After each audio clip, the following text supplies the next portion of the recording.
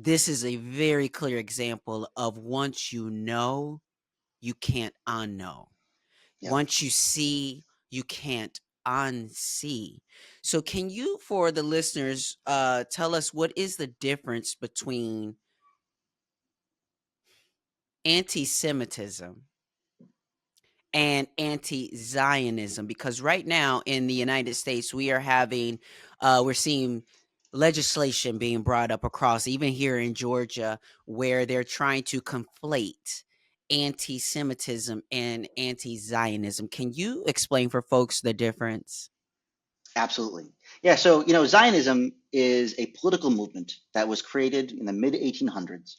And it was basically, there was this problem that Jewish people had in Europe where we began to realize that Europe was not going to be a safe place to survive for Jewish people. And the Holocaust obviously proved that very right. And so people began thinking about, because of violent anti-Semitism, hatred towards Jewish people in Europe, we have to figure out something needs to change. We need to figure out some way to be safe. And so there's a variety of ideas about how to create Jewish safety.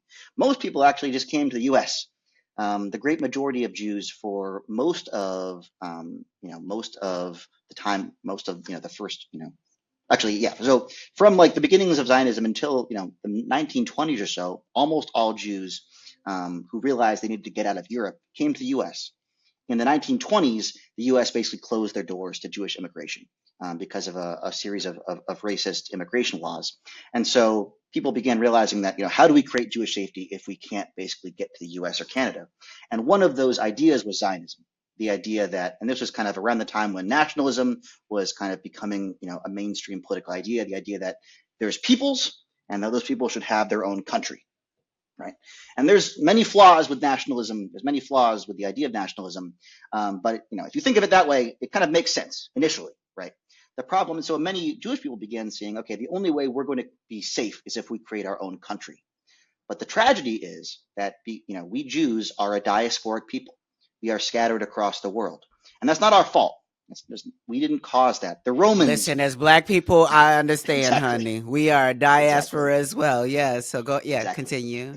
Exactly. And so if we wanted to create our own country, it was essentially going to have to be where other people lived, Mm, right? mm-hmm. And and the Zionist movement, some people, the basis was, Jews need to create their own state, and it became very clear pretty quickly that most people wanted that state to be in the land of Palestine.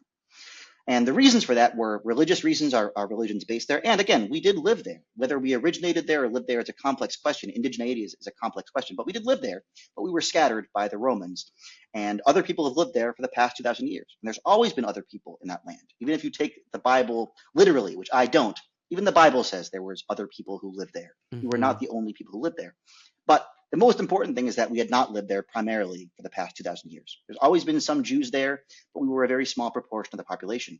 And so all of a sudden, these European Jews, because they wanted safety, decided that they were going to create their own state, but in that land. And if they were going to do that, they were basically going to have to make those indigenous people who lived there either second-class citizens or expel them.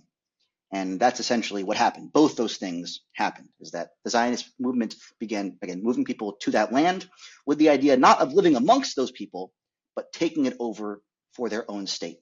And so that's Zionism. And again, Zionism, it was one idea, one kind of solution to the problem of how do you create Jewish safety. But there's always been deep critiques of Zionism. Zionism, from my perspective, is a flawed ideology.